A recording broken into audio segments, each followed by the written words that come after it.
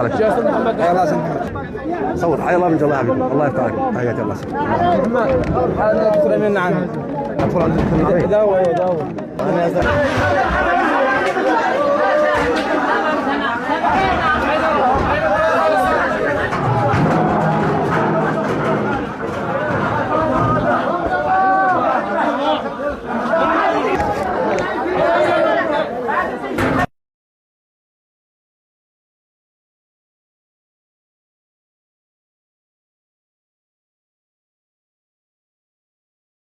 يا استاذ محمد.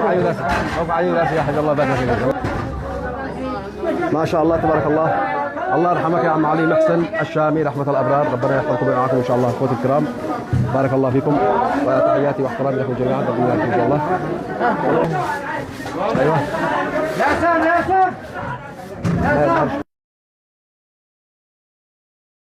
تعال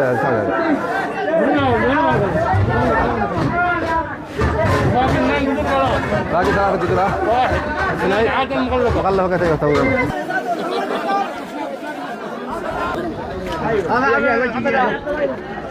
ما شاء الله تبارك الله. رحم الله اجركم اخوتي المشاهدين الكرام. نحن اليوم في عزاء العم علي محسن الشامي، الله يرحمه رحمة الابرار، ونعزيكم مات الغالي وربنا يرحمه رحمة الابرار. الله يرحمه يخليه. بارك الله. الله يرحمه. حيا بخي محمد. حيا بالغالي. حيا استاذ نحي. حيا الله من جل عبدكم. يبدا لكم يا اغلى الناس. الله يكرمك. غدي في شوارع.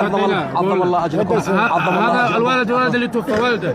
الله هذا شجره. الشيخ جلال ربي يحفظكم ويرعاكم. ورحم الله العم علي محسن الشامي رحمة الأبرار. وجينا اليوم معزين لكم في هذا الموجب الكبير وهذا الموجب الإنساني العظيم. الحمد لله. التمت قبائل خولان كلها اليوم في هذا الموجب، ما شاء الله تبارك الله. الغداء كان في هذا المكان، وعننتقل الآن مباشرة إلى الصالة نعزيهم عزاء كبيرا وربنا يرحم رحمة الأبرار. جينا معزين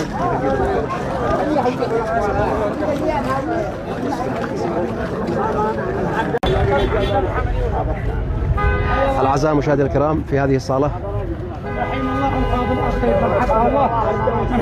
الله يحفظك يا عم يحيى، وحشتني. الله يبارك لك في عزاء احبتنا. الله يحفظك يا عمي. شوف من حق الله.